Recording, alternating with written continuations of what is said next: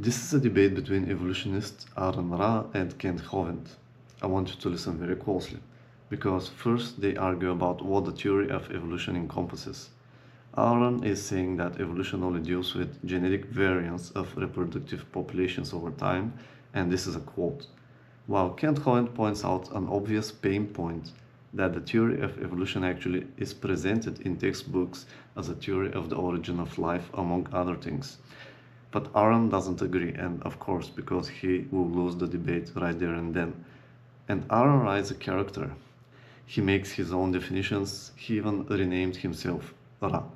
I mean, he's a handful. Take a listen. Into a discussion too far on the topic of evolution. We need to define what we're talking about. And for many years, I think you've obviously seen many times my division of that word into 6 different categories. Yes, those are inaccurate. So we're gonna go with the correct definition. I know that you've actually bragged many times that people have corrected your misdescription of that, and it's appropriate that they correct you on this. I don't know why you don't correct yourself when you keep repeating an error. So when we talk about evolution, unless otherwise specified, because there is a colloquial meaning that doesn't apply to biological evolution or the science of evolution or certainly the theory of evolution, which pertains only to the aspect or theory of biodiversity, which can be summarily defined as a genetic variance in reproductive populations over time, or a change in allele frequencies in reproductive populations over time.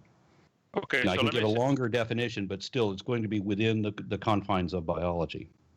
Okay, so you're saying the word evolution only encompasses the living things that have already come alive somehow. So you're leaving out any kind of organic evolution, or what I would call. There's no such thing as organic evolution. If we're talking about abiogenesis, that's a overlapping series of different processes. None of them are the evolutionary process, which is descent with inherent genetic modification. Okay, so just for the audience's sake, you are what I would say skipping the first 5 definitions of what I call evolution, the cosmic. What only you and people who do not know science call evolution.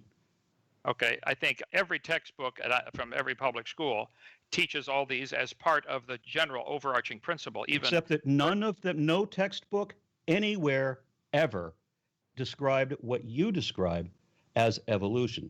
Unless you want to get into A. Becker or some of the other Christian deliberate misrepresentations to try to deceive students. But if you're talking about actual scientific documents, nobody agrees with the way you misrepresent this. So we're going to keep evolution as descent with inherent genetic modification. So descent with inherent genetic modification. So they already have the ability to reproduce. They already are alive. They're already able to move, replicate, and ingest, digest food. You've already bypassed the major hurdles that are going to be a great obstacle to your religion. I don't have a religion, we absolutely certainly do not. We're about to prove that. Kent, okay.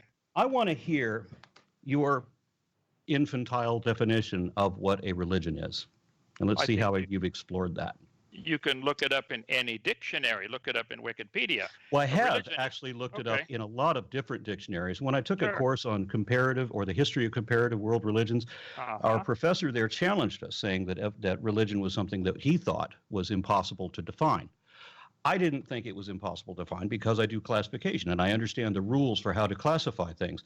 And as a matter of fact, I made this a little easier. I posted a collection of definitions that are relevant to this subject some years ago, back in 2012. I put something called Offerings to the Atheist Dictionary, because these are words that are comically is correct, that are comically misrepresented whenever you're arguing with creationists.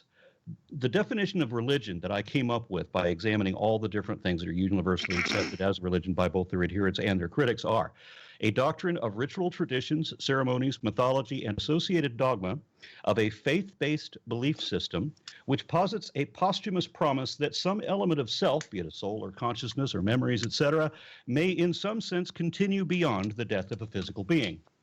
Now, okay, so is this descent with genetic modification limited in any way, or do you think elephants and pine trees are related?